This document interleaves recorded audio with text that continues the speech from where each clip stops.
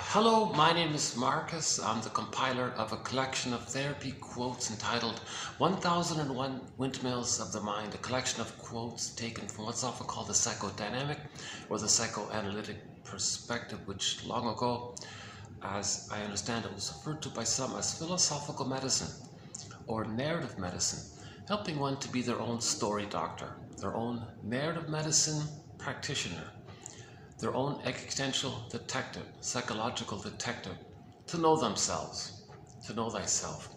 Not just the conscious side of ourselves, the tip of the iceberg. We want to know our repressed self, our denied self, our second self, our secret self, our shadow soul. It's the one who walks with us, who's not like us, who is us. Someone's living my life and I know nothing about him. In literature, it's the motif of the double. So just as an iceberg metaphor, the tip of the iceberg, if he thinks he runs the thing, he's a little deluded. It's all of that that's under the water that's sort of pushing it. And that's the general ballpark approximation, that there is such a thing as unconscious forces, meaning unconscious motivation. Now this unconscious motivation is very powerful because the child's life force, his life force, his energy, his elan vital, his prana, his chi, his craving, his desires, all that kind of energy that everyone has, right?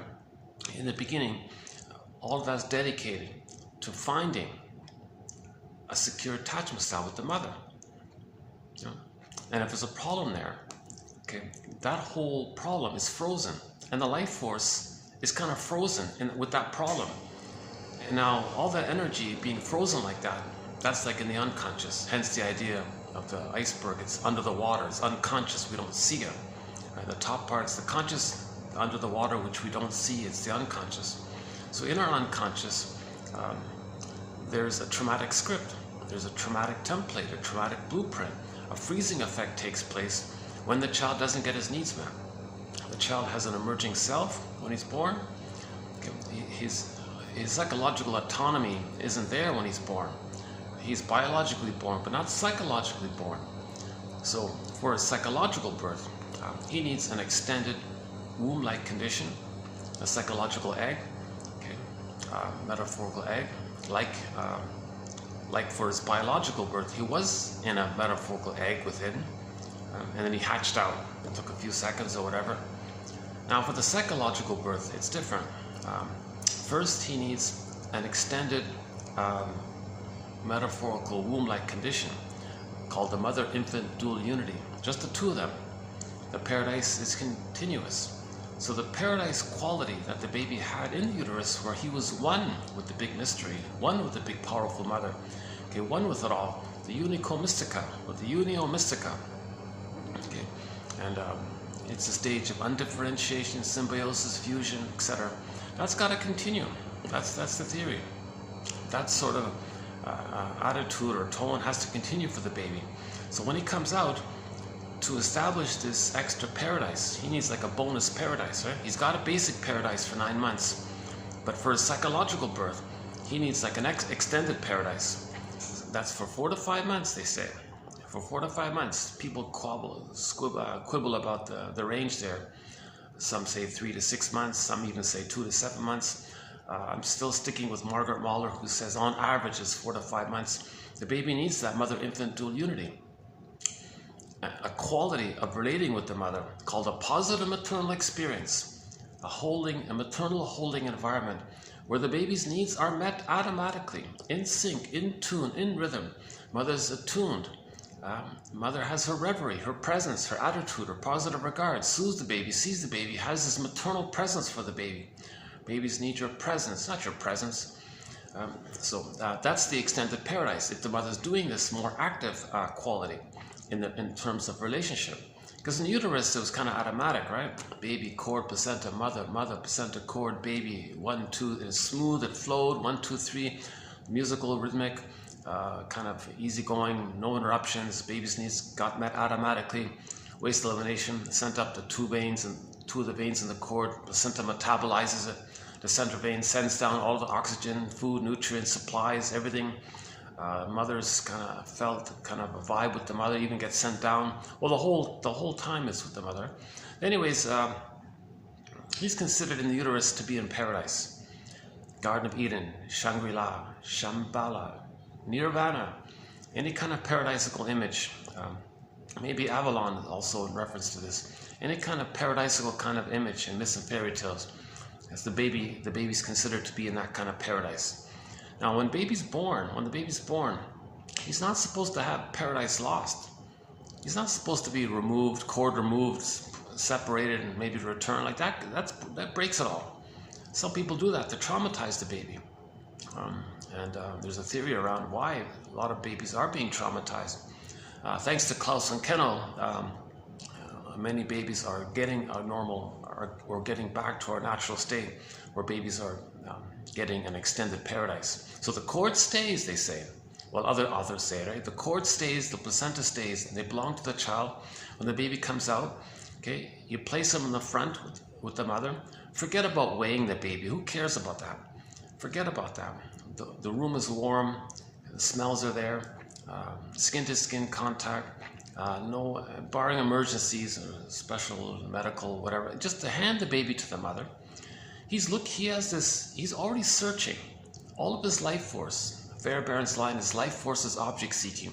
The first object for the baby when he's born is the breast mother, the nipple and the breast. He doesn't see the mother like as a full separate person. He doesn't think he's really relating to a whole person. Baby's just mainly relating to sort of like a part of the mother called the breast mother. And that's okay, so the utilitarian like that. And the breast mother is just supplying the baby's needs automatically.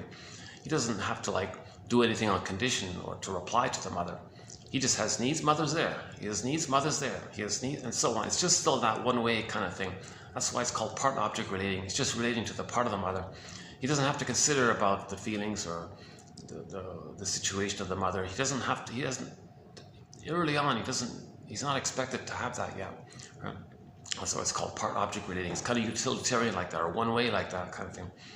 And the mother happily fulfills her role, her motherly duties, to play that role called the symbiotic object or the self-object for the baby, where she's just there for the baby. She's completely in sync and present and in rhythmic sync for the baby's needs. And she happily fulfills that role. That's the essence of mothering, to provide that kind of extended paradise for the first 4 to 5 months. Huh? And so she never at any point should she have some idea that she has this power over the baby. Baby's completely dependent on her. And maybe some others are confused. Maybe they think, hey, I can brainwash this baby to always be dependent on me. And so I'll sabotage their autonomy. Hence, they'll be dependent on me. That way, I'll never feel alone. Okay, if the mother does that, today's phrase, so part 1, this is part 2, by the way, yeah, soul blindness. So she might be doing this out of soul blindness, because she's blinded by her compulsion to replay what had happened to her. Sometimes when a mother is a baby herself, she wasn't seen. Her soul wasn't seen, because her mother, the grandmother, was soul blind. Yeah, so probably, I'm glad to, it's baking. See, you don't see it in here, but I'm baking. It's a mini sauna in this room where I'm in. So I can only last a few minutes here. I'm sweating already. Jeez, that's too bad, eh? Let me try the 6th floor. See if we get lucky. I haven't checked it yet. Maybe. Yeah. I better take my stuff then here. Yeah, let's. Sorry about that. Give me 2 or 3 minutes. Let's find another spot. I'm not gonna last too long in here. I thought I could hold out a bit, but yeah, jeez. With the heat index, it's 41 today. Can you believe it?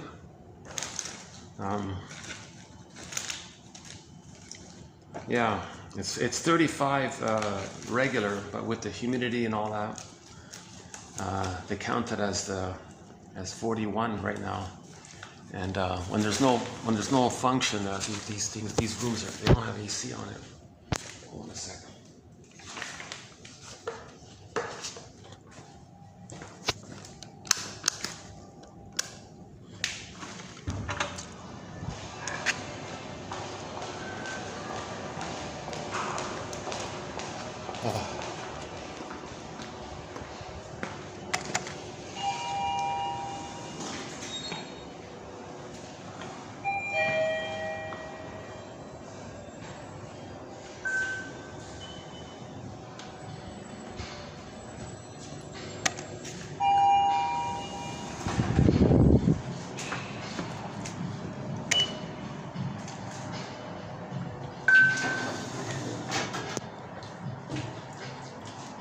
So how the mother treats the baby's recording it and laying down neural pathways by it.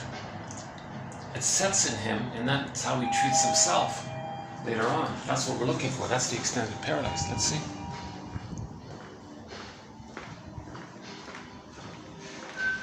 Uh-oh, no. Hang on, maybe. Well, they're setting up for something.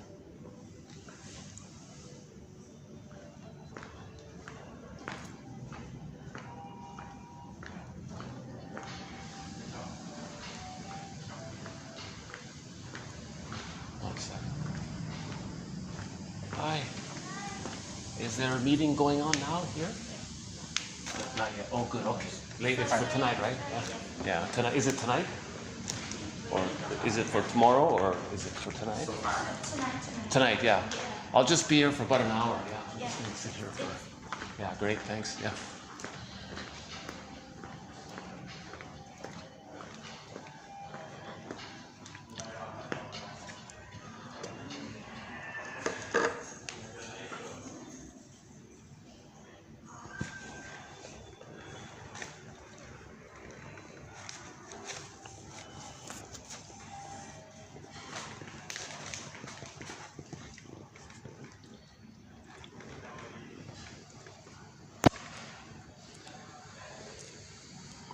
So what we're talking about is a thing called attachment trauma.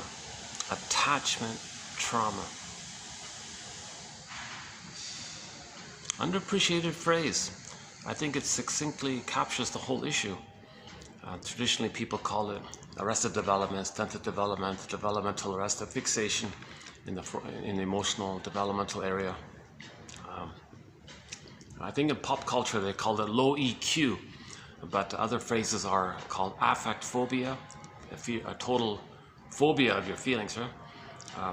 Another one is called emotional illiteracy. Emotional illiteracy. Huh? And another one is called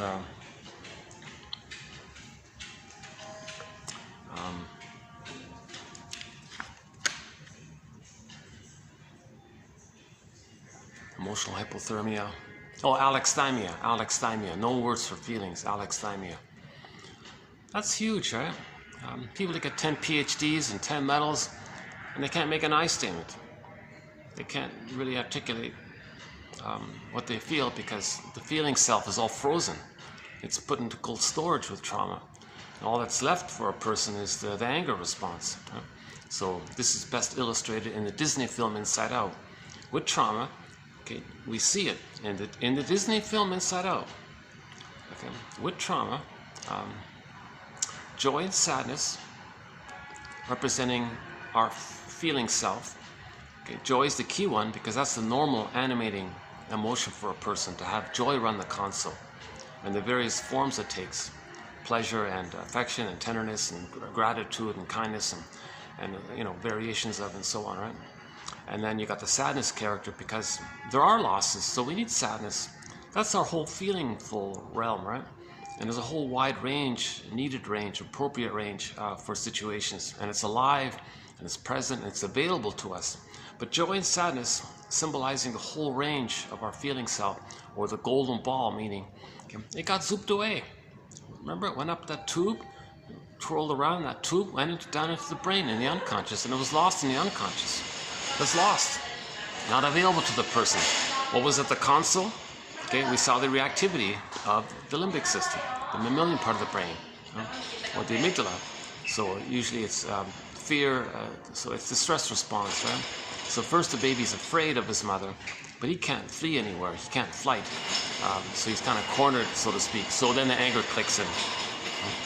The disgust character was mainly about the physiological quality of distaste and dissmell in that film. So that's what the person's operating by. So a person may get 10 PhDs and all they know is hostility and the various nuances of the hostility and revenge and vindictiveness and spite and revenge fantasies. And it's the hostile mind, one guy calls it, because that's the reactivity of when the feeling self got zooped away. Now, why did the feeling self get zooped away? Why did joy and sadness get zooped away? F and N. F and N. Feelings and needs. For the child's emerging self-identity, for his, remember, he needs a psychological birth. That's for his identity. He has needs for that. The first basic need is for a secure attachment style. Mother's reverie, mother's attunement, positive maternal experience, the relationship. Mother sees, hears, feels, soothes the baby. He can do it for himself. That extended paradise. He has that need for an extended paradise. A secure way of relating, a positive maternal experience, a natural, normal interaction, interaction with the mother. Even though it's just sort of just for the baby, it's still the two people there. Now that's a need. When that child's need didn't get met, okay? F and N. F and N. When the needs, so just back up a sec. In general, when needs are met, we feel pleasant. When needs are unmet, we feel distressed. Right?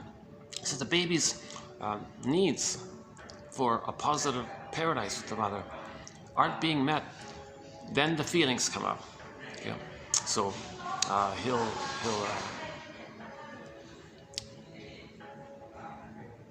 well, hang on. He didn't get his needs met. So joy and sadness got zooped away. And then the reactivity is the anger character. So I remember about 2 months ago, there was a quote, Althea Horner, excellent author. Althea Horner, oh my God, an excellent author. And actually, sort of in a similar vein, her colleague, Althea Horner's colleague, Martha Stark, she has some similar, she's not as analytic as Althea Horner. She's sort of more in the popular psychology area, but she's okay. We have a couple of quotes from her, and we'll have some more quotes from Martha Stark coming up as well. She writes very simply, very clearly, and her unique quality is she kind of blends or synthesizes a simplification of object relations theory, which I love, which I think is helpful, plus general counseling, sort of counseling, I guess what counselors study when they go to counseling school, sort of some of those basic things, how to give empathy and make validating statements, or, on the one hand you feel this, yet on the other hand you wonder about this, just to validate the two sides of an inner conflict, those kinds of things. So, well, you had this experience, well, no wonder you're feeling this. So this is sort of like basics counseling skill. So she kind of blurs the two, which is kind of nice, yeah. That's sort of something we don't have too much here in the collection, like quotes from the sort of the general counseling mode or coaching mode or something like that.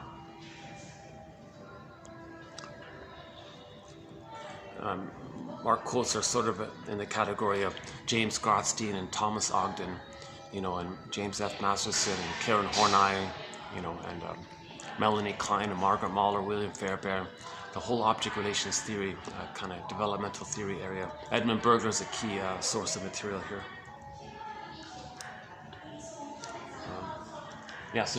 By the way, so we'll be doing so we'll continue with yesterday. I did sort of a preview. I did a run through of this yesterday, but I'm still a little under the weather, so I thought, let me do 2 runs. Let me do 2 go-throughs, see if I can do a half-decent job of it here.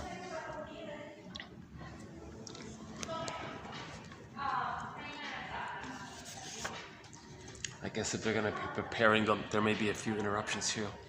But,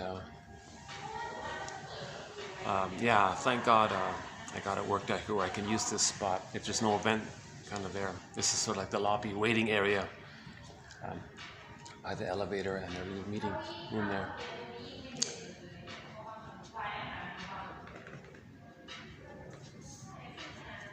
Yeah, I'm still looking for a nice place where I can do my videos and bring in a good speaker. Oh my God, I really miss that. I miss bringing in the speaker and playing some songs, play some, Anne Shell, or Gabrielle, you know, or Beatrice Deer, or Cashton, or something like that, you know, Brian Andre, or Dan McCafferty, or, you know, Willie Mitchell, Willie Dunn, those guys, yeah, Jesus. Yes, we have an amazing soundtrack on our collection, many genres, a lot of songs from around the world. Ziana Zain is a key voice from around the world. Devram Kaya as well, excellent singer. And yeah, I'm going to be adding a new song by Ziana Zain to our collection. I want to get the speaker back. So yeah, stay tuned. That's a great song. Yeah.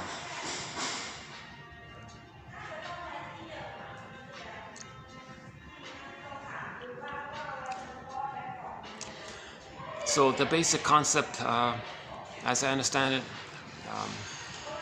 when the child's needs don't get met, his identity, so his emerging sense of self,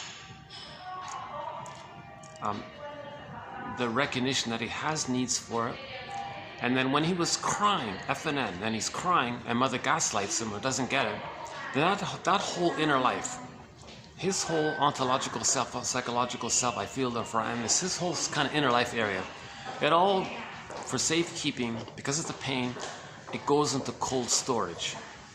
It's called emotional hypothermia. The image is the frozen woolly mammoth in the block of ice up in Siberia or somewhere, on the Arctic tundra, as an image of the trauma. So our inner life is kind of missing. It's frozen. It's there, but it's frozen, or it's lost, like joy and sadness being lost. The golden ball aspect of it, it means the vibrancy of our feelings. That's down the well, like in the Frog Prince, or an Iron John is locked in a cage. You know, the idea about the golden ball being locked in a cage is that we need the key. The key is under mother's pillow. That's the recognition that the mother was soul blind. She was soul blind to the child's needs. And when he was crying, again, she was blind. Didn't understand the baby's. She was misattuned, malattuned, baby crying. What do you want, baby? I don't know what you want. So she was blind to the child's soul. Okay. Now, she may be blind to the child's soul because she's in this compulsion to try to get her unconscious needs met using the child.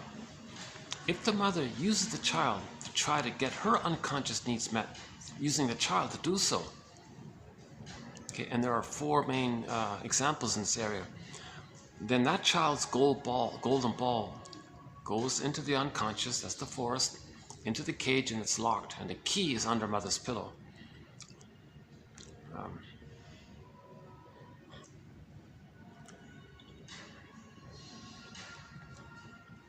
What's nice here? Yeah, okay, great.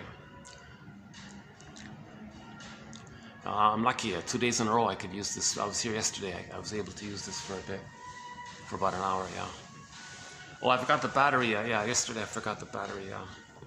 So I should be able to do a longer video this time.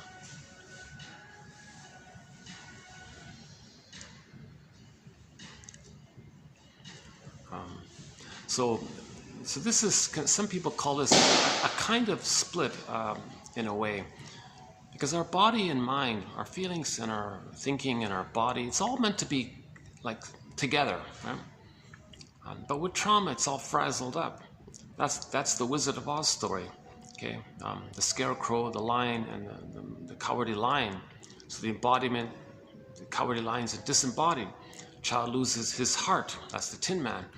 Child can't know the event, that's the scarecrow. So things are very, and then other things can develop. So the inner life is all frazzled up, fragmented, soul fragmentation. That's the sort of split in that area. But the cognitive side of the person, or the physical musculature of the person, can still develop. So they can still get 10 gold medals at the Olympics or whatever. They can still get 10 prizes or whatever. They can still get 10 PhDs. That's an interesting split like that. Right? So that's interesting how that can kind of take place. Or a person can have a PhD and still be curmudgeonly in life. Bitter, stingy, in battle with the mother, sees the mother onto everybody, hates everybody, still filled with a lot of hostility. and then negative philosophies, and creates philosophies to rationalize his negativity, and doesn't use his PhDs to understand himself. It's the opposite. He uses those 10 PhDs as a defense mechanism known as intellectualization, to get away from his feelings, to get away from his inner truth, to get away from the memory of the pain. He's using knowledge and theories to get away from it, and then he creates then he uses those theories as teddy bears, or not sort of like symptoms, like distractions, to get him away. Sarno says if you have a physical symptom, sometimes it distracts you from the emotional issue. So a person might create philosophy as a distraction from the emotional issue, sort of in that area. Oh, I guess they got somebody watching me here. Maybe new security procedure here. I got somebody just sort of staring at me the whole time there, very discreetly. But I got to get used to these kinds of things now. You know. It's peak tourist season, so there's things that are more on alert, I guess. But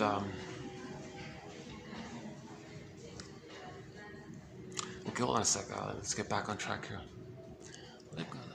I got 3 cameras staring at me. I don't know why they worry too much.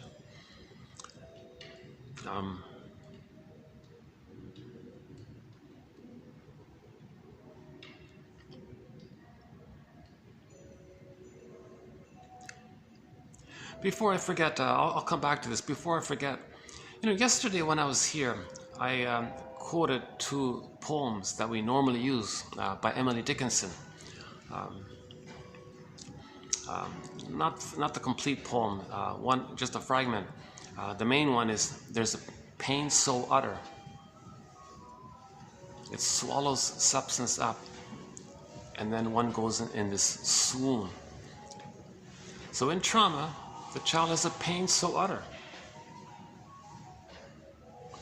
Needs are met, he's screaming in pain, mother doesn't get it, that's a pain so utter, so it all gets submerged. Okay?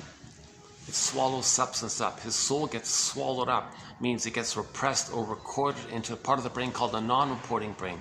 So that's like it's unconscious. So when it gets swallowed up, it means it goes submerged down under. So in the forest, on the ocean, other world, fantastical world, Alice in Wonderland world, this other worldliness area, okay, called primary process mentation.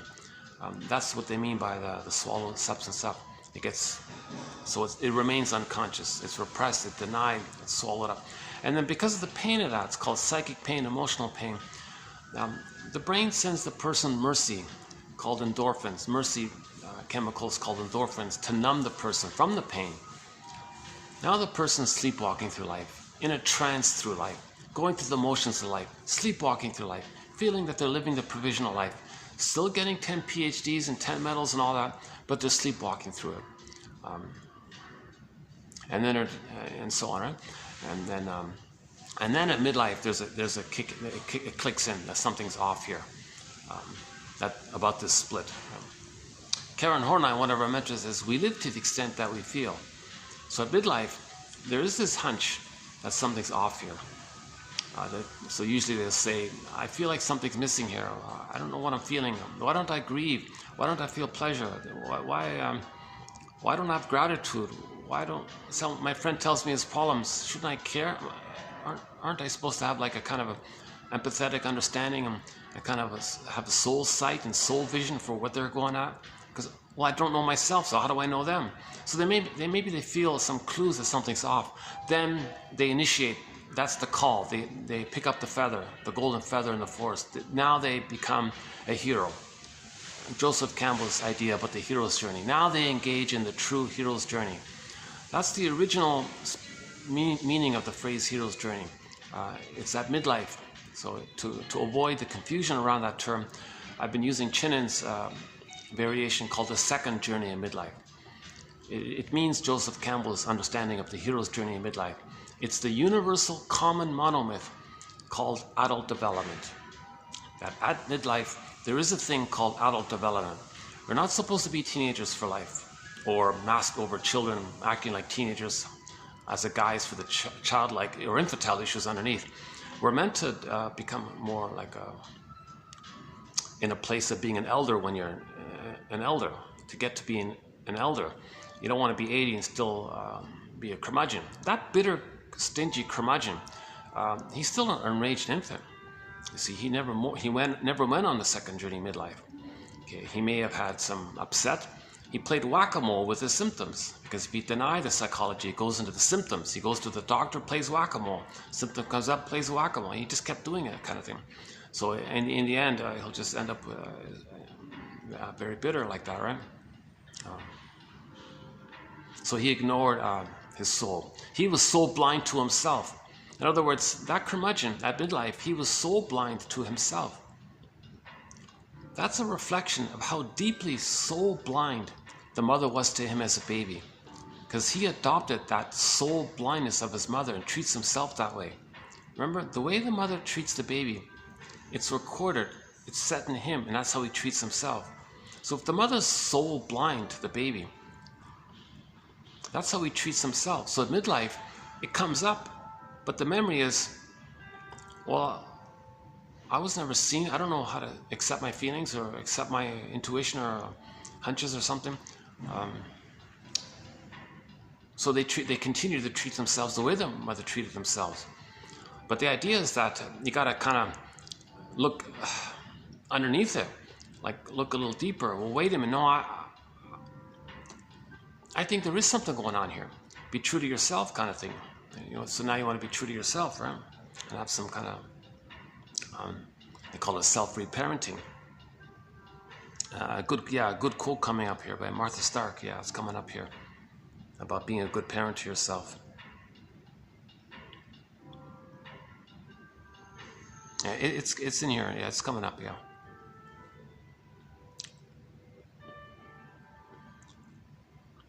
Right. So if the mother was soul blind, meaning lack of empathy for the baby, didn't consider the feelings and needs of the baby, didn't respect the child's autonomy. Now, of course, if the mother uses the baby to meet her needs, that's immediate, extreme example of soul blindness. And actually, Leon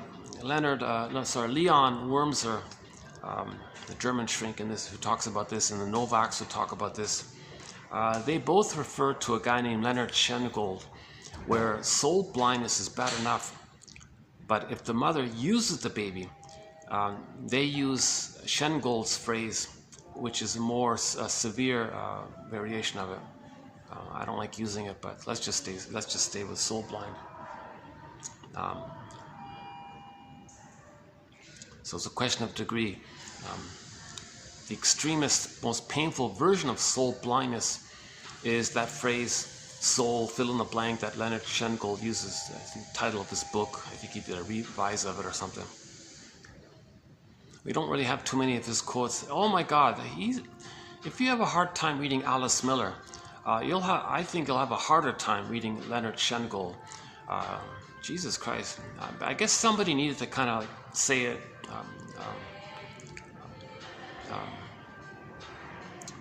So he's the guy he's sort of the lead voice and bluntly saying and describing trauma.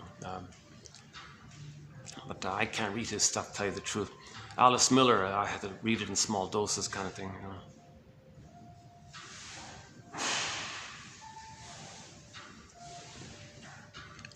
Yeah, they got the buffet tables here.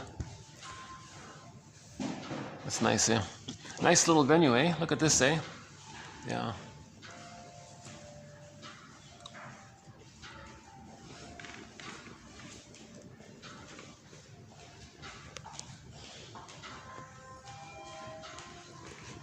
Actually, give me one. Hold a sec. Give me 1 second here. Hold on a sec.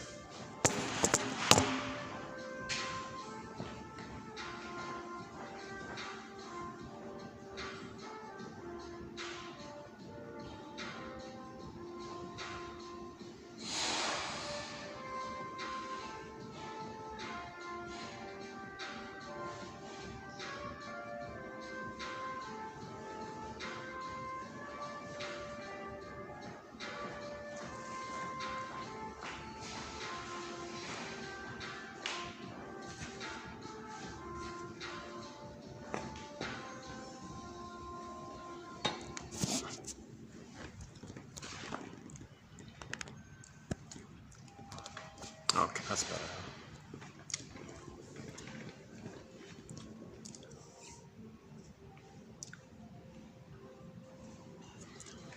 Yeah. So imagine that, right? A person in midlife says these kinds of things. Something's missing. They feel like they're living the provisional life, the unlived life. Life is passing them by. Okay, that kind of thing, right? That's because the whole time they were in this swoon. They were in a swoon. The continuous fueling or activation of the endorphins to keep the person away from the original psychic pain of the attachment trauma. They were in this constant swoon.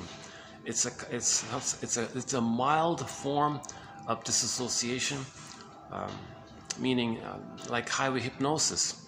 It's kind of like you're living life in the way you're doing something mindlessly almost, right? You're doing it, but you're not fully present, kind of thing, right? Sometimes you miss the exit, highway hypnosis. A little bit living like that, right? Geez, why is it so hot in here? Jesus, yeah. I guess the event isn't on, right?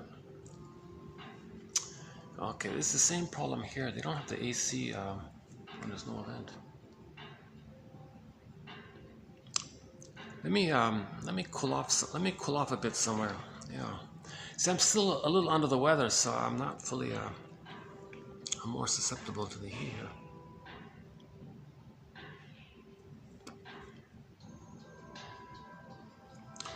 Let me see if I cool off somewhere. No, let me get this in before I forget. So yesterday I mentioned two of Emily Dickinson's poems, and we have many quotes from her in our collection. If you type in Dickinson in the search engine for the channel and search around, you'll find some excellent quotes. For example, one of hers about trauma is ourselves, behind ourselves, unseen. So that's the unconscious self that's repressed and we don't know it. That's the double self, the secret self. It's us, but we don't know it. It's unseen. That's what she means. So she's very articulate now, right? And then I mentioned the one, the pain so utter, it swallows up and sup, and one goes in a swoon. And yesterday I mentioned the great hope fell, also for trauma. Okay. So she's very good. She gave us a lot of great poems about trauma. The other one is a great hope fell. So the baby had a great hope for a secure attachment style. But if he's removed, if the cord's removed, put somewhere else, it all fell. Baby doesn't understand time. Where's his mother? Poof, no mother. He freezes up inside. A great hope fell. You heard no noise. The wreckage was within. Oh, cunning tale that let no witness in. So his consciousness or sense of being able to recognize it, he couldn't recognize it. That's the scarecrow. He loses his heart. Again, the Tin Man. Okay, and he's going to feel disembodied. That's the cowardly lion. Now, throughout life, there'll be this little Dorothy metaphor that there's a part of us that's trying to heal things. Or we can be like Dorothy and try to line it up. Why does the person feel disembodied? Why do they feel alexithymia or no words for feelings? Well, first you got to fix the scarecrow guy. First things first, fix the scarecrow guy. Okay. So we can borrow the scarecrow guy, cross over to the children's story. So we want to upgrade the house made out of straw and get it up to a house made out of bricks. The bricks house is a firm ego. And then, okay, the brick house could house the residents. It could hold ourselves, kind of thing, right? That's a strong ego. Now we can have things. Otherwise, the wolf was blowing down the houses made out of straw and wood, right? It wasn't a strong ego. So first we are. But this phenomena, the yang is the active of building the house, but the residents coming in, well, that's nature's thing. So just as a bird weaves a basket, then there'll be an egg. We don't really control that kind of thing, right? So the metaphor is when we have a cognitive insight or knowledge, you kind of leave it alone, kind of thing. And the feelings will come when they come. Nature is the healer. We don't control that anymore. We just create the conditions for the healing to take place. So the image is, if you weave the nest or the basket, there'll be an egg in it. Inside the egg is the firebird. The firebird cracks out. The protagonist in the fairy tale hops on the back of the firebird and rides the firebird. That's the image of the transformation from cognitive insight to emotional knowing. Emotional knowing. So riding the firebird is a symbol for emotional knowing. Now you know it, now you feel it, now you're in the body. No one controls that kind of thing. You first got to weave a basket first. So psychoanalysis looks for an egg in a basket that's missing. So all we first do is weave this basket and be still. I said to my soul, be still. What is it again? Oh, that's another, oh my God, that's another Emily Dickinson poem. I said to my soul, be still and hope not and wait not and hope not, and because that's maybe a false hope, or and love, and you don't and question, is it transfers love? Maybe that's not. Be still, and then the bird might come up, kind of thing. Oh yeah, I forgot about that, right? So yeah, what I'm trying to say is yesterday I mentioned a little bit about Emily Dickinson. I just discovered before coming out here today that yesterday was her birthday. Yeah, so she was born on December the 10th, 1830, is that right? And during her lifetime, she was an unknown. And then when she passed away, her sister found this box full of poems, and then it was published afterwards.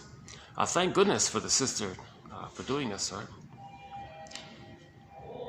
So she, the story, I don't know much about her, but apparently she was kind of a homebody kind of thing, and stayed in this nice little home or something, very introverted. And she loved writing her poems and writing letters to her friends and all this. So they left her alone, kind of thing. And then when she passed away, the sister looked, oh my God, look at all this, look at all the 2,000 poems in here. Then they got published, right? So somebody paid a little tribute, was saying happy birthday, Emily Dickinson. And they quoted, their favorite quote was something I've seen in the past before, but I kind of brushed it off. But because I mistakenly thought it was about fame.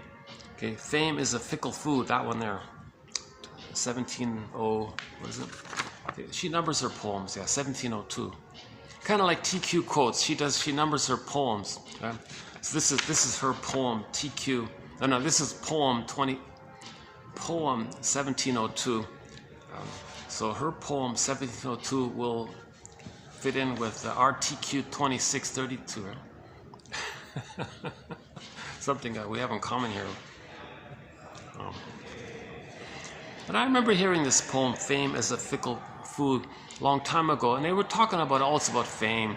You know, if somebody's famous, they're famous for a short time, 15 minutes of fame or something. So it's a fickle like that, right? And it goes away, and don't try to get it anymore. It's not gonna help you. So I kind of brushed that off. I didn't think much about it. But then I read it again, and I thought, oh, wait a minute. I think people are misunderstanding Emily Dickinson. I don't think she's talking about like celebrity fame. I think she's talking about the grandiose, the psychological fame that a person wants, like grandiosity, infantile megalomania, selfishness, that kind of status and prestige and all this, right? That kind of fame. I think she's talking about egocentricity. I think she's using the word fame, not like celebrities. I think she's talking about egocentricity and narcissism.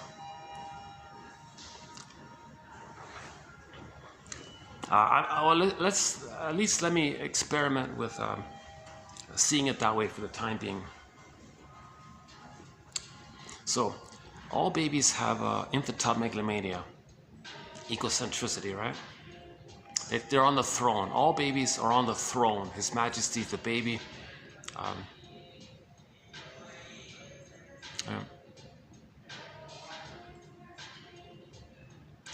Unconditional hallucinatory omnipotence.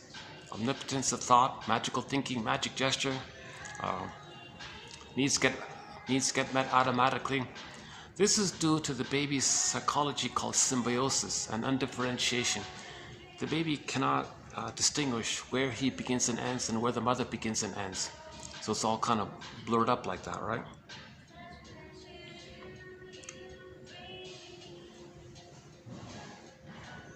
So the power of the mother is his power. And the mother's giving him all these things. He thinks he's giving it to himself. He's so powerful. He's like a god, he's a magician, he's a magic man, and so on. So he's on the throne, that's the idea. Everything serves him, takes care of him. You know? So all babies begin that in the uterus, right? Yeah. We find a sense of omnipotence in the newborn child, which is carried over. Which is carried over when he's born, right? So we find a sense of omnipotence in the newborn child. Now this is a natural omnipotence, and it normally gets dissolved by 18 months. But if it doesn't, and the person's reverting back to it, now it's called pathological omnipotence or defensive omnipotence. Or omnipotent beliefs are created in response to reality failures. That means the mother failed the baby. The mother being soul blind to the baby, that means she failed the baby. Okay, that's shall I compare thee to an onion? In the healing theories, you kind of layer it all down. That's sort of the nugget of it all. Okay, it's called the greatest hurt of all. Mother failed me. The truth will upset you free. The greatest hurt of all, mother failed me. She was soul blind, and that's why she failed me. She failed me due to her soul blindness. If she wasn't soul blind, she wouldn't fail the baby. So a lot of mothers are soul blind to their baby's needs and feelings. They create excuses, right? They're soul blind, and then they look important with their lies to mask it over with their bombastic lies. And then people say, oh, mother knows best. Just brush it over, whitewash it all, right? Kind of thing. Right? Just this blanket statement, nobody questions it. Oh my God, right? Poor baby. Well, ourselves, and it happened to the mother doing this. See, the mother doing this is for her to know that that's what had happened to her when she was a baby. She identifies with the aggressor, does it to her baby to communicate and to know that that's what had happened to her. In trauma, we identify with the aggressor so that we can imitate her to tell everyone and herself what the mother did to her. Omnipotent beliefs are created in response to reality failures. So the reality failure, that's the soul blindness, in order to protect the person from trauma. So this is called taking refuge in the grandiose part self. Taking refuge in that old status of the illusion of being on the throne. Okay. So that's what I think Emily Dickinson is talking about in 1702. Fame is a fickle food. Upon a shifting plate, whose table once a guest, but not the second time is set, whose crumbs the crow inspect, and with ironic caw flap past it to the farmer's corn. Men eat of it and die. So if a person insists again and again to chase the throne, to search for the grandiosity, okay, I'm okay, you're not okay, okay, cynicism, sardonic humor, black humor, shaming humor, okay, all this putting others down. So that's like the fame. So the search for glory or the fame or the prestige is to fuel the superiority complex, which is a defense mechanism to hide the truth. Shall I compare thee to an onion? The truth is the inferiority complex. So this is Alfred Adler's big theory. He developed the whole psychology model just on this point, that a person felt shamed. As a compensation, he takes refuge in the grandiose part self called the superiority complex. Now it's misleading because somebody says, oh, that man has a superiority complex. Oh, well, maybe he's advanced knowledge. No, nothing like that. It's an illusionary thing. It's a fantasy, it's an illusionary thing, and he believes it. And he's bombastic about believing it himself and fooling others tricking others to believe it. So it's a response to trauma, right? Reality failure. So the superiority complex is a response to reality failure. It's not natural. The only thing that's natural is I'm okay, you're okay. If the mother loves the baby, the template is I'm okay, you're okay. I'm not saying I'm perfect, she's perfect. We're just saying I'm a member of Homo Traumaca, she's a member of Homo Traumaca, she's a person in her own right, the child's a person in their own right.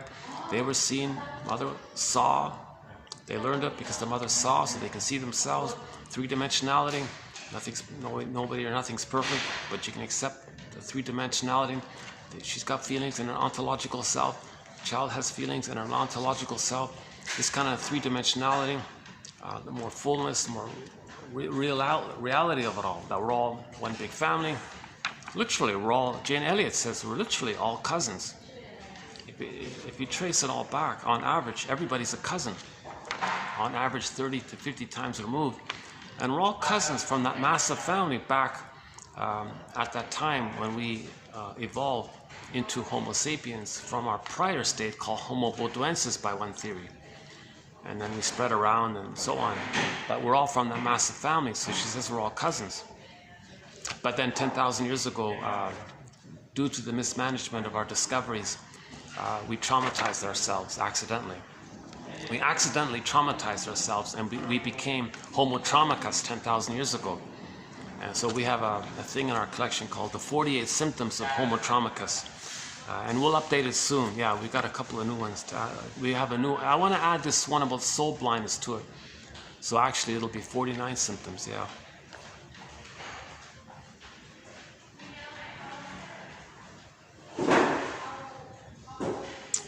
Okay, well, yeah, back to the Emily Dickinson one. So that's my.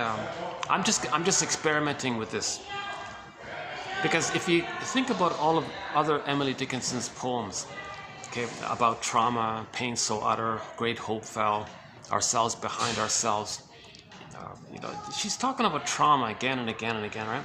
So here's one here. Well, if you think you're going to deny your trauma, pretend it didn't exist.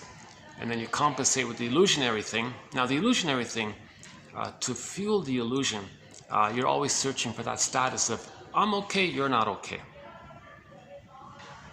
So the search for glory and prestige and fame and all this in a pathological sense,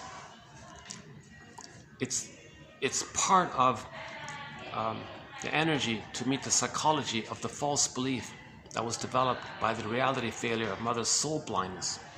So in the beginning, the child felt shamed by the mother's soul blindness. The baby felt shamed by this. As a defense against the pain of that shame, the person attributes, assigns his sense of feeling shamed and no good onto others. It's a trick to not feel that it's within. Okay, this mechanism, this psychic defense, again, it's a defense. He's protecting himself from his feelings. It's called projection.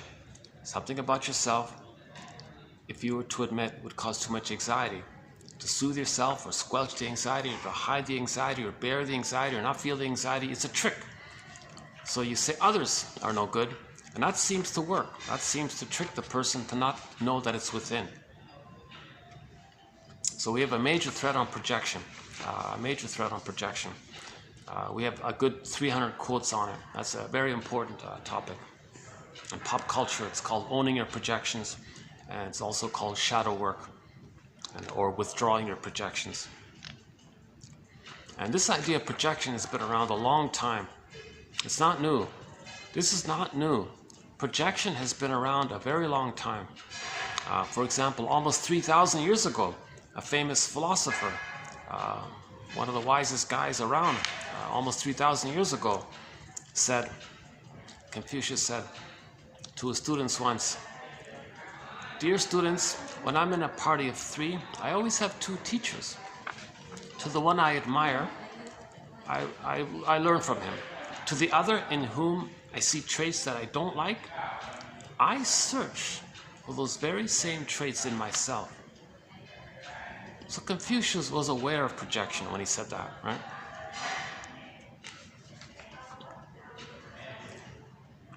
And the Tai Chi symbol. So there was a lot of psychological wisdom back then, right? The Tao Te Ching and the I Ching and all these ancient books and all this, right? It's all part of the Know Thyself.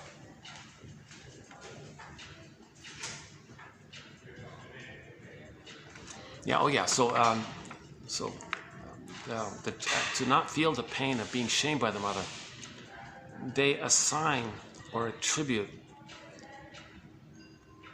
in a hallucinatory fantasy that others are no good. They're talking about themselves, but when they say others possess the thing that you're saying that you have that's theirs, you attribute what's yours to them. Your attention flies out like that. It's projection. That tricks the brain to not send the person cortisol. So it's a psychic defense to trick them, because the person wants to protect himself from his own amygdala. Because if you do admit it, the amygdala would flood the person with stress hormones. So to protect themselves from their own amygdala, they're going to say these kinds of things. Well, if they're getting busier here, maybe I can go down. Actually, I might be able to go back to the restaurant part. Yeah, let's do that. Okay, hold on a sec. Okay, let's go downstairs.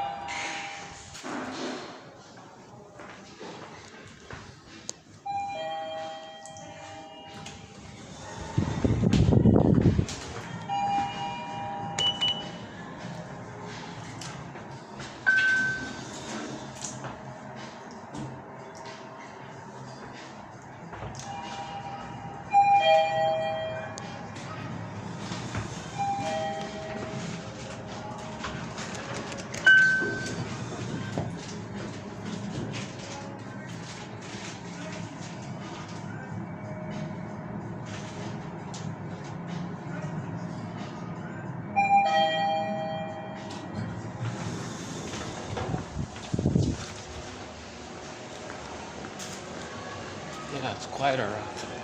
All right.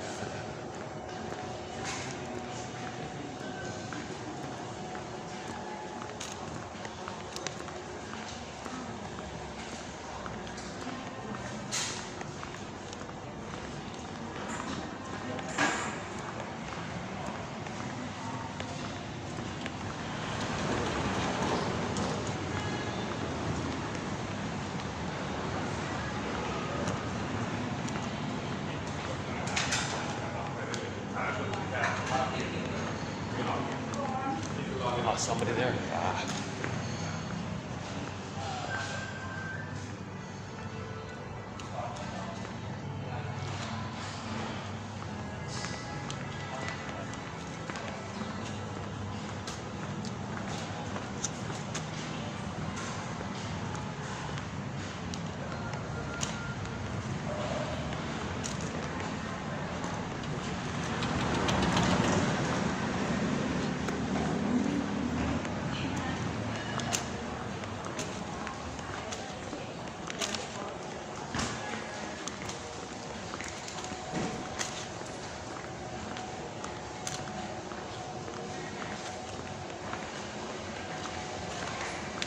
Go back here. Can I go back here?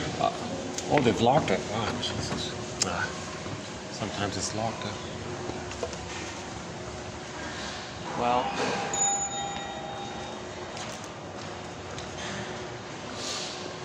All right, well, nice try. Let's go back then. Let's go back.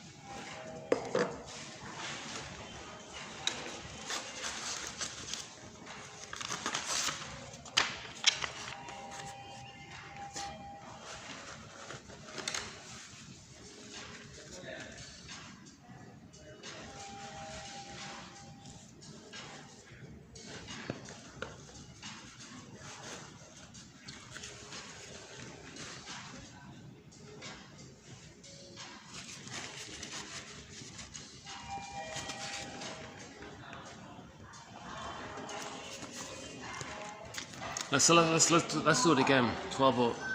Emily Dickinson, 1702. Fame is a fickle food.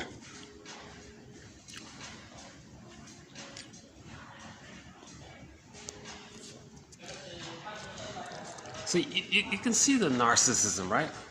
The constant sensitivity to always search narcissistic supply, a little so-called hit of grandiosity upon a shifting plate, where fame is a fickle food upon a shifting plate, whose table once a guest, but not the second time is set, whose crumbs the crow inspect. Oh, that's why, I remember now, that's why I included this. The crow, one of our companion animals. So the crow is the keeper of psychological wisdom. So even the crow is saying, I don't want it. Even the crow is saying and rejects egocentricity. The crow is rejecting egocentricity. He says, He flies off to the farmer's corn. Something more nutritious, something more valuable. Corn, maybe gold, maybe something like that. But the man takes it. The man says, no, it's valuable, I want it. Okay, then the tombstone says, here's a guy who never found himself.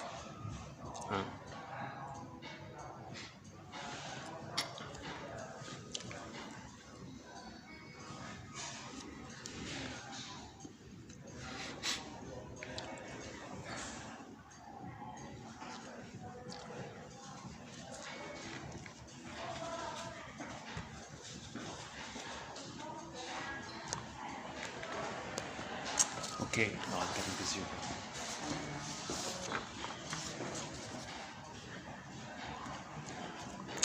Yeah, that restaurant downstairs where I bought the coffee from, they got this nice little corner room. It's semi-enclosed, but it's there were some people in there.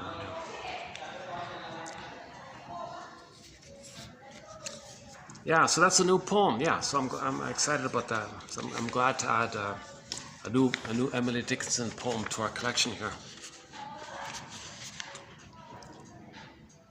Fame is a fickle food upon a shifting plate, whose table, once a guest, but not the second time is set, whose crumbs the crow inspect, and with ironic caw. It's ironic, right? You think the crow would eat anything, right? The crows are not too picky, right? But the crow says, I don't want this. He flaps past it to the farmer's field, cornfield. But the man with the narcissistic pattern, the search for glory, okay, he's gonna eat it. Those crumbs. He's talking about the resistance to growing up. They're talking about the resistance to facing the truth. So he's gonna make some excuse and still search for the glory. No, if I just do this, if I change this, or if I do this, if I buy one more car, or if I buy one more this, or if I'm a little more greedy, if I'm a little more selfish, maybe I'll get mother's love finally. So they're blindly looking for the narcissistic pattern has an infantile yardstick. This infantile yardstick is called, Mary Minerble quotes somebody who calls it everything or nothing. But this everything comes from the prototype of the baby nursing at the breast, and the breast mother was the world, was everything for the baby. Later on, you can't get that kind of thing.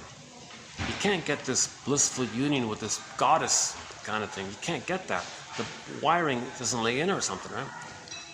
Nothing you get in the present can be that good breast experience that the person once needed as a baby. Okay, remember, babies need paradise. So they're looking for that lost paradise again. Nothing in the present can take you back in the time machine and recreate that and change the past. The past did happen. It was recorded. But that's the fame. They're looking for fame again and again, searching, or maybe if I get more fame, if I get another this, another that. It's addictive and it's insatiable, and it's the hungry wolf feeling, and it's addictive. Now you get into brain chemistry as a defense against, and now you're dependent on it, and then you get secondary gain by it, and then you get some pleasure by the secondary gain of searching for the fame. So at the end of it all, the tombstone said, here's a guy whose soul was, okay, fill in the blank, Leonard Shengold's phrase.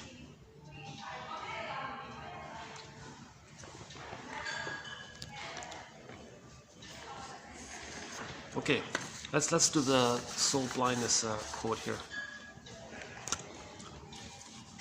Soul blindness is a systemic, chronic disregard for the emotional needs and expressions of the child, a peculiar blindness to the individuality, to the autonomy of the child. One person calls it objectification, or a severe form of lack of empathy. In a future video, there's a quote about soul blindness. He said, prejudice is soul blindness. If you don't see people as people, now you're soul blind. If anybody objectifies somebody and says something that somebody is something other than a full person, wounded, sort of crying for love, feelings, psychological self, have a heart, have soul. If someone objectifies somebody, that's huge soul blindness. Now, if a person does that, that's for them to know that the mother was soul blind to them. Okay? If the baby's removed from the mother who removed the baby, or the doctor who removed the baby, or whoever removed the baby, okay, the baby's going to say the mother was hugely soul blind to them, to the point of soul, fill in the blank, Leonard Shengold's phrase. So later on, if somebody has an objectifying attitude towards others, that means they were soul blind and soul, fill in the blank.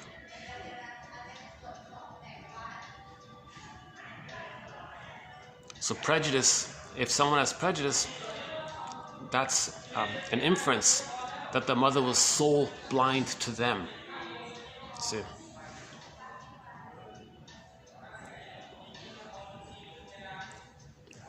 And the more severe degree of soul blindness, or one extreme version of soul blindness, is when the mother uses the baby to meet her needs. She's not only soul blind, she's doing a worse thing. That's the soul, fill in the blank, Leonard Shengold's phrase.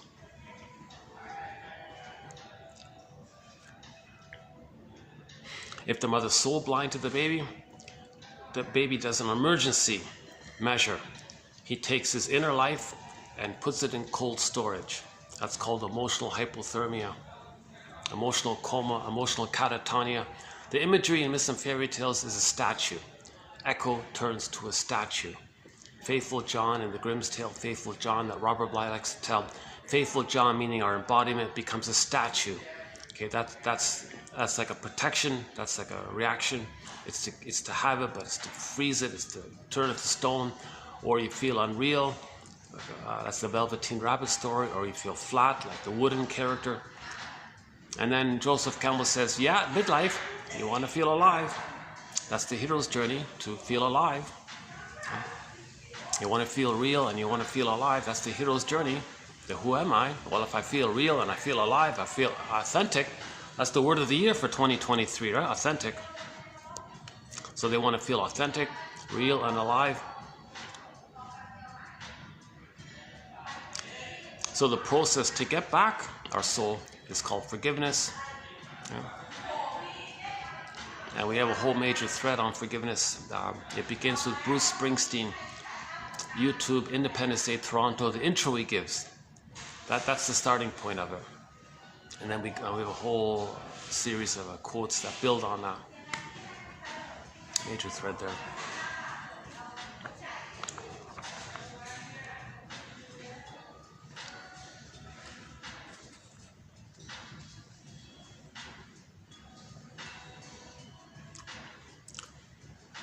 Okay, so if the child projects his whole inner life outwardly and says others are no good, devalued, unloved, shamed and all this, and he freezes to protect what he can, but he's so shamed by it, the shaming causes the freezing. So I guess there might be like a split there. He's holding on to whatever goodness he can, but it's denied. But the reality is he was shamed, well, others are no good.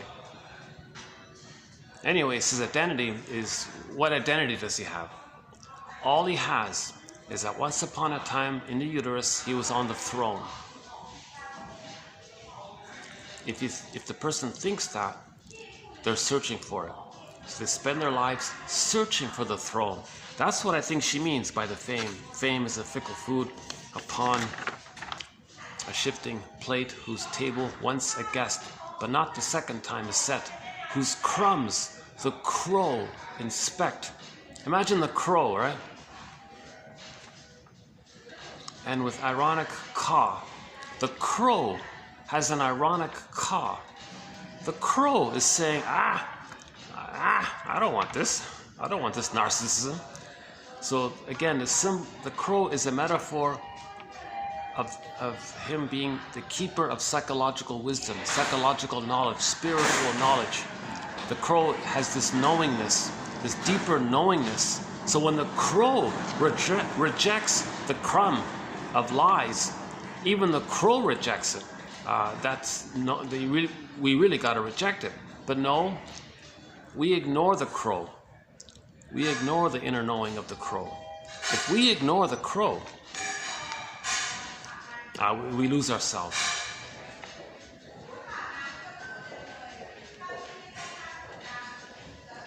They're not going to find themselves anymore if they're in their 70s and they're still searching for more fame and all this.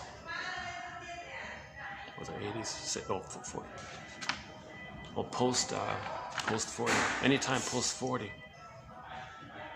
See, starting at 35 to 40, that's when you look inward. Then you're okay. Once you start looking inward, then you're okay. Right? But if you deny it and always look outward, blame others, accuse others, and always blaming others, and you're the injustice collector or grievance collector, and you're filled with vindictiveness and spite and revenge fantasies, and, while you're inwardly, you're still lost to yourself. Fame is a fickle food. Not a nutritious food, not a real food. It's a fickle food. You can't rely on it. It's not stable. It's fickle. Like don't depend on it. It's not nutritious food. She could say fame is a synthetic food almost. You know, we could almost change that, right? Fame is a synthetic food. It's an illusionary food. Yeah, what about that? Fame is an illusionary food. Upon a shifting plate whose table once a guest, but not the second time is set, whose crumbs the crow inspect. I love that. The crow inspects it. I love how the crow is the inspector. The crow is the inspector. I love that. Yeah. And the crow with ironic caw, he flaps past it, goes to the farmer's cornfield. But the man who doesn't listen to the crow, I'll take it. Men eat of it and die, he says here. It's all a metaphor. He may still physically be alive, but inwardly he feels lost, dead, or metaphorically dead inside. Turn to a statue. It's not alive. Right? That kind of thing.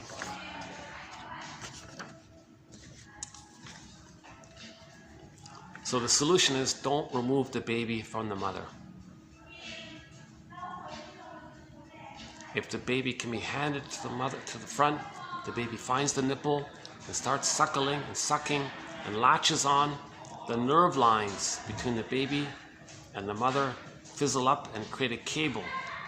Okay, our song for this is I Got a Line with On You by the rock band Spirit. So let the music play on. So the music that was playing originally can play on with the cable line, right?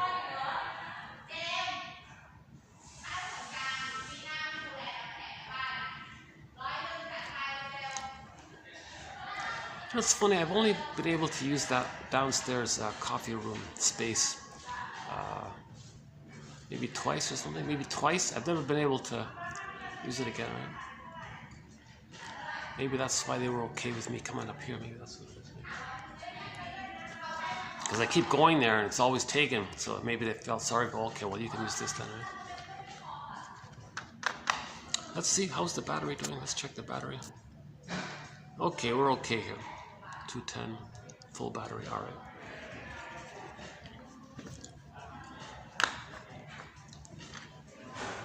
Okay, another related to or analogous to superiority complex being this illusionary distraction from the inferiority complex.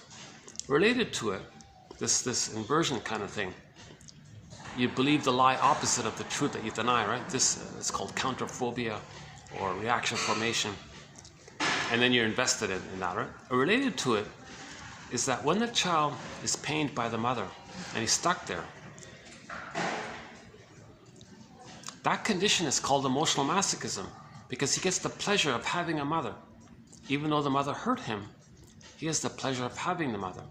So he has an attachment and he has the fantasy that one day he's going to save her and win mother's love, because he'll go through life repeating and replaying that template with the mother, with others, and he's still there. It's called emotional masochism. The self-defeating behavior, expecting disappointment. Okay, now, if trauma, as mentioned in part 1, if trauma takes place before 18 months where the grandiosity didn't get a chance to resolve, right? They're still searching for the fame, prestige, in a negative way, right?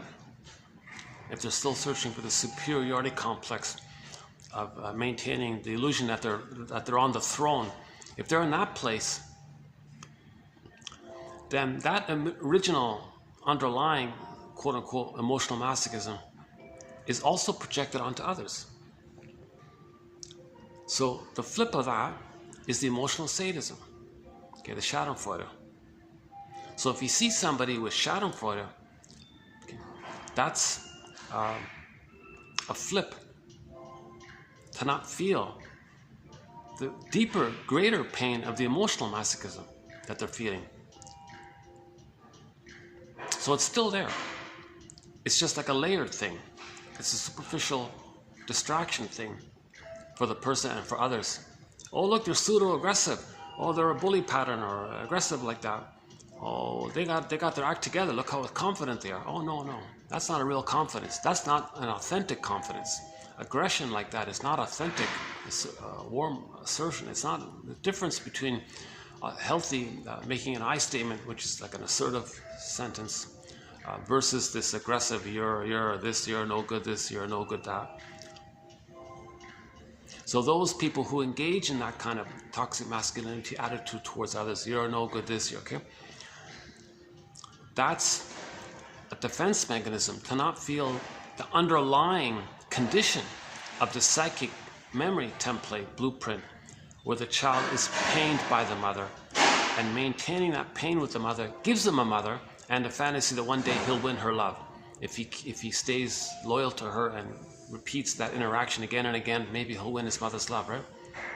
So emotional masochism, self-imposed unpleasure, is in the child's mind a way of avoiding object loss, meaning having a mother, and maybe also a way of maybe trying to win her love, or both at the same time.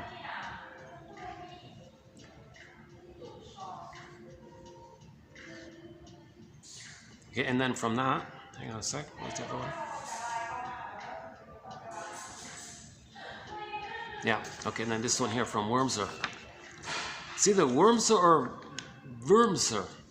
How do you pronounce, in German, W is pronounced Weiss, like the W is pronounced like a V, right? Because we had Heinz Weiss, but it's spelled with a W, right? This guy is spelled Leon Wurmser. Is that right? Leon, it's either Wurmser, or Wurmser. It's not Wurmser, right? It's not W, it's a V, right? Leon Let's try Wurmser. Wurmser, that sounds right. Leon Wurmser. W-U-R-M-S-E-R, Leon.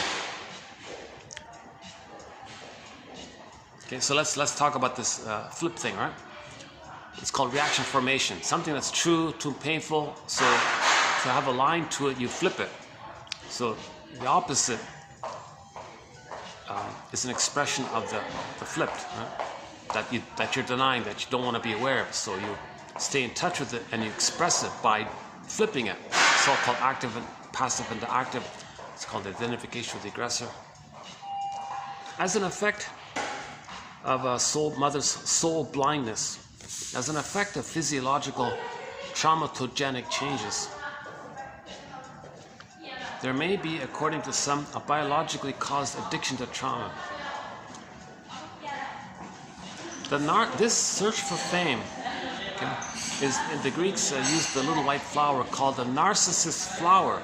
Now that narcissus flower comes from the Greek word narke, narcotic, right? So that means the narcissus attitude is addictive.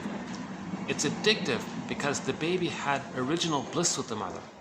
Now that's a normal bliss, it's not an addiction. The baby in the uterus is not addicted. He just has a normal, healthy, natural bliss. But to go back and search for it again and again and again, that's addictive. Okay? That's the narcissus flower. So now they're addicted to searching for grandiosity. That means they're addicted to trauma. They're addicted to emotional masochism. Okay? If it's expressed and it's flipped, then they're addicted to sadism.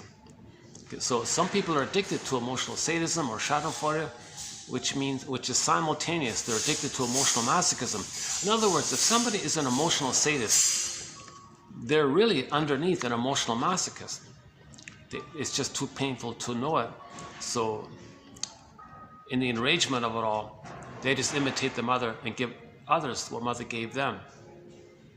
But they still have it. Just because they treat others the way the mother treated them doesn't erase how the mother had treated them. It's still there.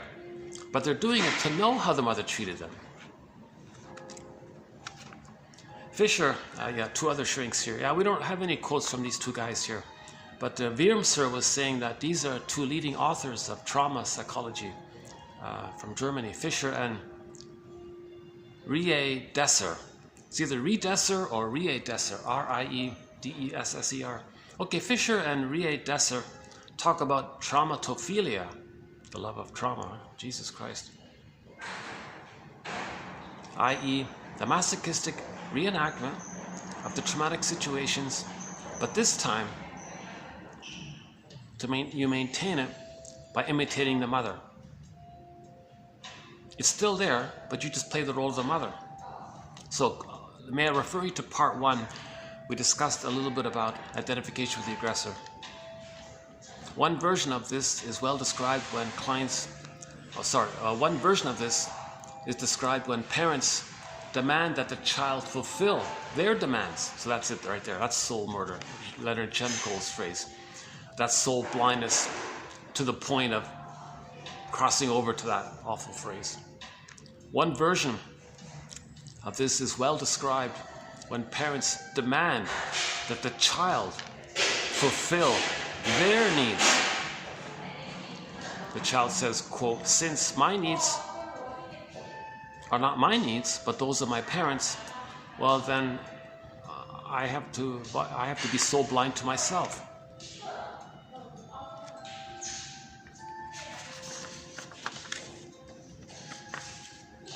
Okay, so in conclusion, the superiority complex and emotional sadism are defense mechanisms to not let the person be aware of the truer reality that's underneath it, i.e. being shamed by the mother and the emotional masochistic attachment to the mother. Right?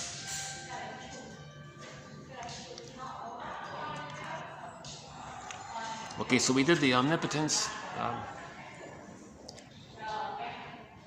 Now a lot of this is revealed to us in transference and repetition compulsion, recreating the present, what happened in the past, to know what happened in the past. Transference, a repetition of the past, a re-experiencing without memory. So we recreate in the present that interaction with the mother in the past symbolically with others in the present to know what happened originally with the mother in the past. That's called repetition compulsion, where we transfer the past into the present. The present is sometimes called the presenting past. It's an unconscious reenactment. It's called that amnesic memory. We're trying to remember. It's our way of trying to remember by repeating it, by acting it. So people who are negative in their behavior, they're trying to remember how they were treated. They're trying to recreate that original interaction with the mother. That's their memory of it. It's amnesic memory, but they're trying to make it conscious. See, so the negative behavior in the present is an attempt to make conscious the negative interaction with the mother originally back then. Edmund Burgess says, as usual, if you want to understand the adult, look to the nursery. The client is forever in search of love objects that are exciting and rejecting. This drama is repeated over and over again with the fantasy that this time it'll be different. See, the unconscious doesn't understand time. So when they repeat that past in the present, they still think it's the past. So they want a better past, a different past, a past where the baby was loved. But he's doing it because he was hurt. You can't erase that. You can't magically poof that away and fill it in with a positive experience. The trauma clicks in the repetition compulsion. That means if you are repeating, that means there was trauma. If you are repeating, that means there was trauma. So you can't think that the trauma never existed. Or you identify the repetition compulsion as a message that there was trauma. You're trying to learn that there was trauma. That's called you being a detective. By making an inference, it's a clue. Your unconscious self, your repressed self, your secret self, your denied self is sending you a clue.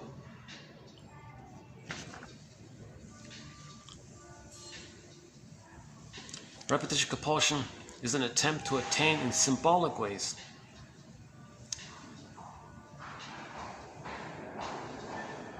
Symbolically, you're trying to symbolically get what you needed. It never works because the symbol is not real. Oh, one second. Try not to get anybody in the camera once in a while. Someone passes by, kind of thing. I've been pretty good, I've been pretty good all throughout. I just had just an occasional rare glimpse of some staff passing by or something. I've been good, but I've been good about that, yeah.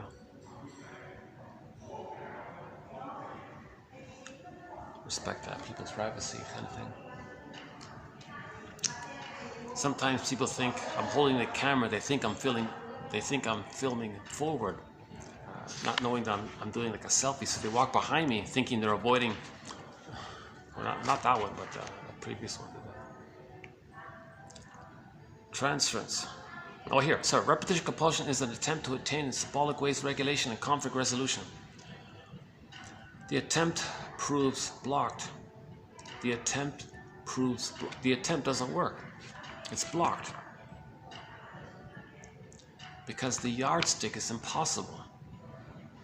The infantile yardstick, to use the infantile yardstick, that something in the present should be the all-perfect divine goddess breast mother. It can't be done. So it's blocked. You can't repeat it and change the past. Because the present, nothing in the present can be what was needed in the past. Even if you think it resembles what you needed in the past, it's still never good enough. Because the baby's yardstick was that he was in blissful union with the good breast. In the imagining, he's one with the goddess. So in his, what the baby, I guess, has is that he's in the goddess's loving arms or something. And he's being fed by this beautiful divine presence or something. Nothing in the present, no handbag you buy in the present can be that.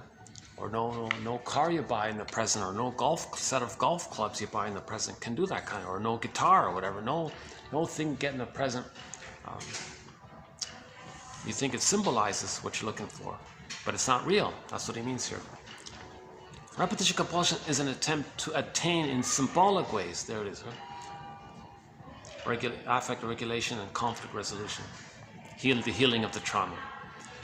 The attempt proves blocked because the affects and the unmet needs evoked by them, and closely connected with them, the forms of defense and superego demands, are all of a global quality and therefore irreconcilable with each other. And the consistent endeavors to express them in symbols have to be defeated. See, don't forget about the superego demand.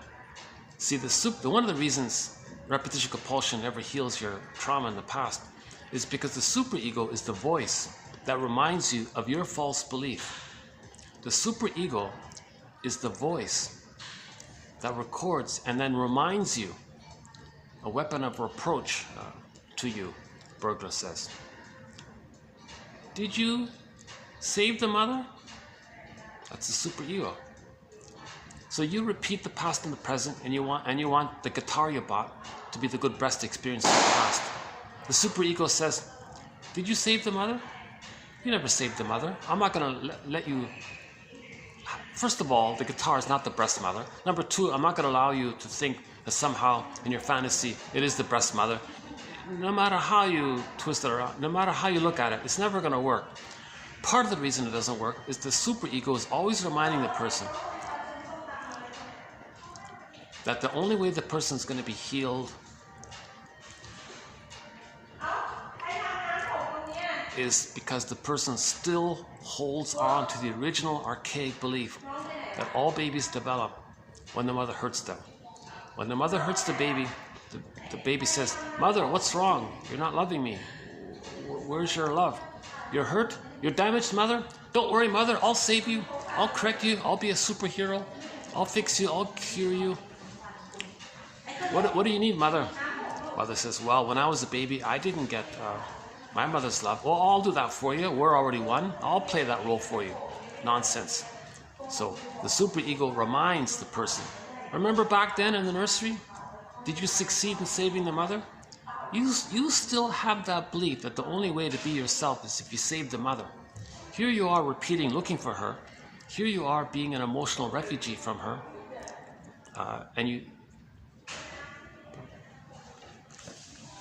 That's the superego. So this issue of the superego is resolved when we confront this fame and listen to the crow. So we resolve this issue when we listen to the crow. Listen to the crow. Fame is like a fickle food upon a shifting plate whose table once a guest, but not the second time is set, whose crumbs the crow inspect and with ironic caw flap past it to the farmer's corn. Men eat of it and die. So you gotta listen to the crow. The only way to heal infantile megalomania is to listen to the crow. The crow is saying no. The crow is saying shaming others is not going to heal how your mother shamed you. Doing to others what your mother did to you is not going to heal what your mother did to you. Blaming others for what your mother did to you is not going to heal it. Listen to the crow. The crow is telling you this. The crow is telling you this with his ironic caw and flying past the crumbs.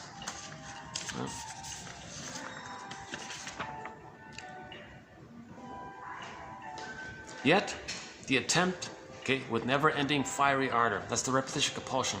Yet the attempt cannot be given up,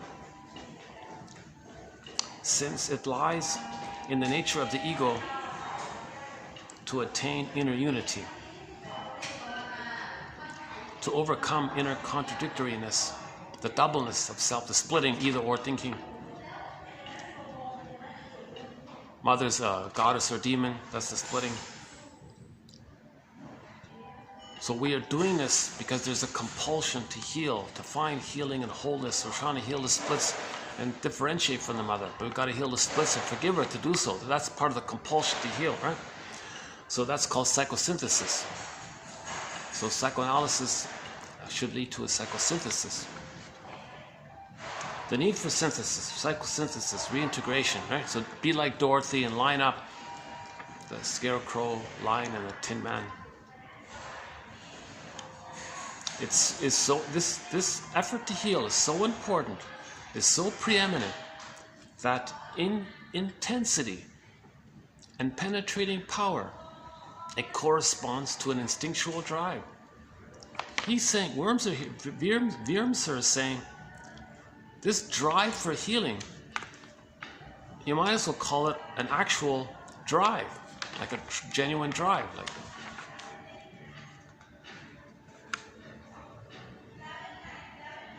Like the drive, like the baby has this drive to attach, this push, this desire, this craving. It's more than a craving, it's a drive, right?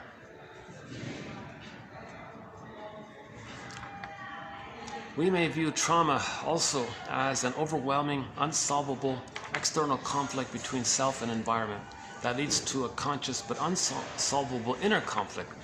So the outer conflict with the mother carries on inwardly, and then we transfer to others and replay it with others later on.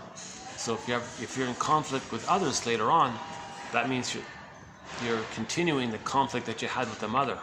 So the interpersonal, okay, put it this, so we got a very good quote recently by Althea Horner. The interpersonal with the mother leads to the intrapsychic, the blueprint, which then expresses itself later on with others interpersonally. So if there's a conflict with the mother, it recreates interpersonally with others later on. The interpersonal leads to the intrapsychic, as above, so below, and then inside out. Right? That's what he means here. We may view trauma also as an overwhelming, unsolvable external conflict between self and environment that leads to a conscious but unsolvable inner conflict. The affects battling each other overwhelm the capacity of the ego to master them. A failure that leads to the split between the groups of ideas, to the act of making connections, to the act of making the connections unconscious. So we're not aware that the scarecrow, tin man, and lion are fragmented in separate places. We're not even aware of it.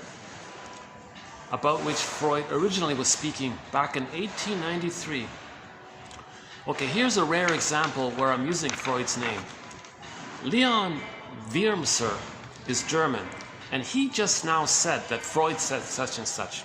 If a German speaker says that Freud says whatever, I'll include it. So here's a good example of it, right? About which Freud originally was speaking about back in 1893, and then he updated it in 1895. This idea of soul fragmentation. So the ego can't master it. It's compartmentalized. Knowledge of the event is in one box. The feelings of the trauma are in another box. Okay, that's the scarecrow, and the tin man. They're in separate areas. And then because it's like that, the whole person feels disembodied. That's the cowardly lion. And so trauma causes all this fragmentation, and it's compartmentalized. Dorothy is the one who introduces everybody together. Hey, Mr. Scarecrow, meet my friend, meet my new friend, your friend, Mr. Tin Man. Hey, Tin Man and Scarecrow, meet my new friend, the Lion. And try to make it all link it all up, kind of thing. Now, there's a resistance to doing this. There's a fear of healing, right? Because when you're healing, you're being reminded of the love that you didn't get, and the anxiety comes up.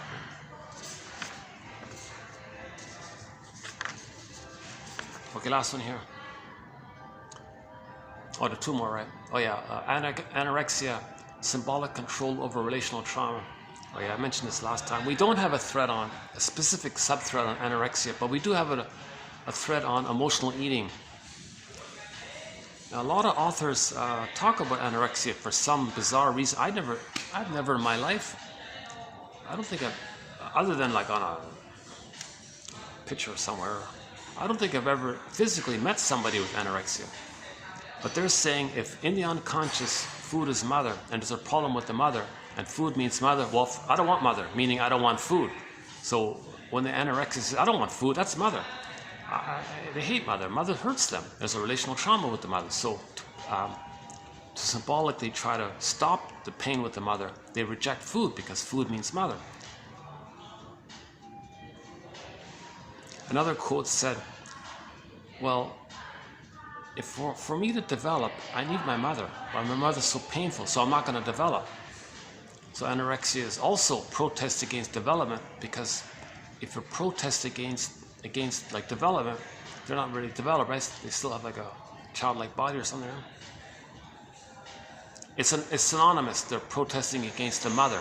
So it's synonymous. When they say protest against the mother, it's synonymous with when they say anorexia is a protest against development. Yeah?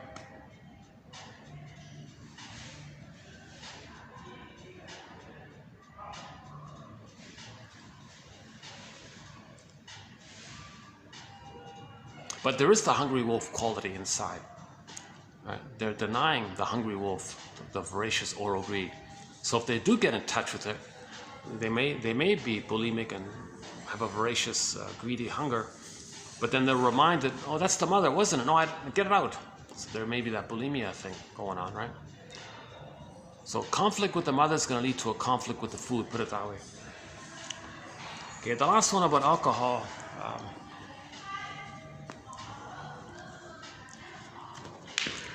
The physiological picture of the effect of alcohol is one of reduced efficiency.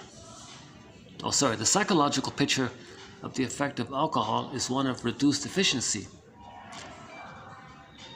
What do you mean? The simple psychological functions are less affected than the complex ones. Okay, so alcohol, you can still do simple things, but the complex things, like doing a math problem, that's going to be affected, right? The ability to judge relations and to grasp concepts suffers greatly under the influence of alcohol. The associations are impoverished, and there's a tendency toward egocentric concepts. That's interesting, right? How does it go again? First, there's the jocose, but the second one is the bellicose. So the alcohol has the four coses, right? Jocose, bellicose, remorse, morose, and then remorse, something like that. Have to look it up. Edmund Burglar has that one. But the bellicose one, that would fit in with the egocentric complex. Because if they're bellicose, they feel like a king and a god again, right? So they're back to the infantile megalomania place. Now, the alcohol is a search for the mother while running away from the mother. You see, they have the pain of the mother, so they want to escape. While they're trying to escape from the mother, they're searching for her by the blissed out, fusional, blanked out oneness with something. You see, so they're an emotional fugitive from the love they seek. So first they're excited, jocose, because you escaped, and now you're searching. Now you got the grandiosity, because now you're a little god again. Okay, then you regret, remorse and morose and all this. So the demand for the mother that you're running away from doesn't work. People don't really drink to reduce their critical thinking skills, really. It's more about trying to feel different. Yeah, so they're looking for the feeling of being loved, right? Woodman says that the person never got mother's maternal spirit, so they look for symbolic spirit in the form of spirits. So they drink the spirits, that's a symbol or a metaphor or like a trigger that they're looking for maternal spirit, mother's loving spirit. Mother's loving spirit wasn't there, so they drink spirits. Doesn't work. The infantile yardstick is impossible. No concentrated sugar or corn or whatever it is, or wheat or whatever, however they make it.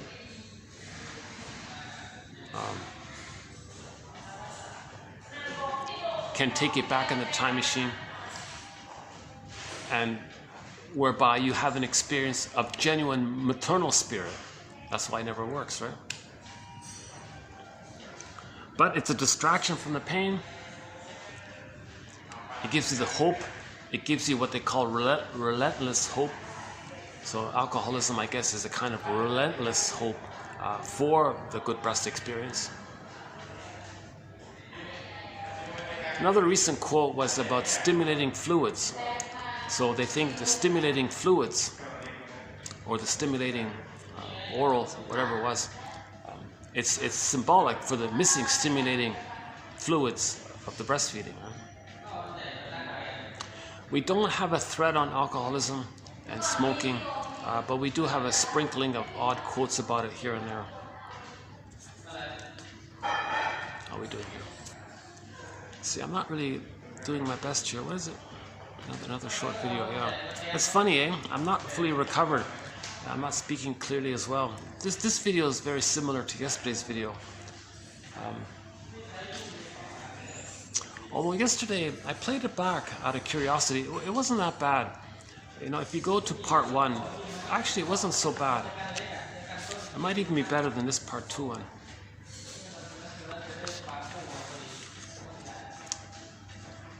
Maybe I can,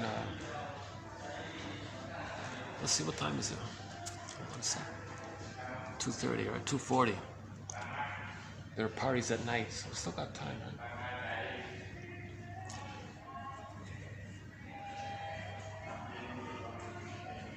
Maybe I can just go outside for 5 minutes to wrap it up. Yeah, let's do that. Okay, hold on a sec.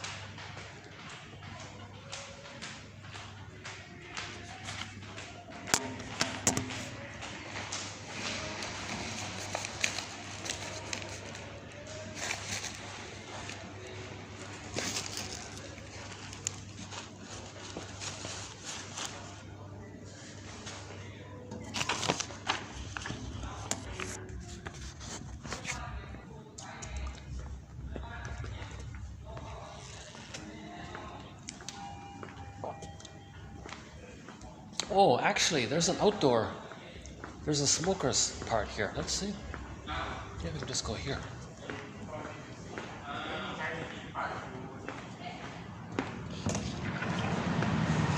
Let's just hang out here for a bit.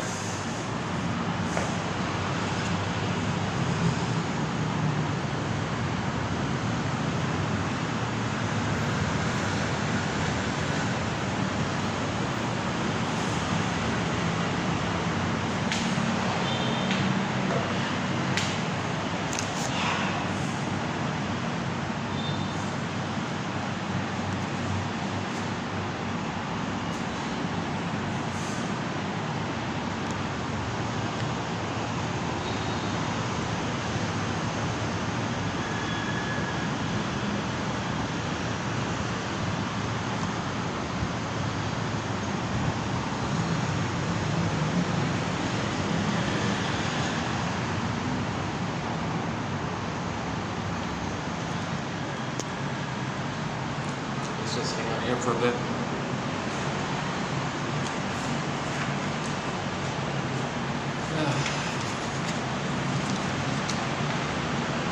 Well, I look forward to when I'm more fully recovered, so I can speak more freely and more smoothly. But I'm glad to get these quotes out. These are some good quotes today. You know, these are some good quotes. My goodness.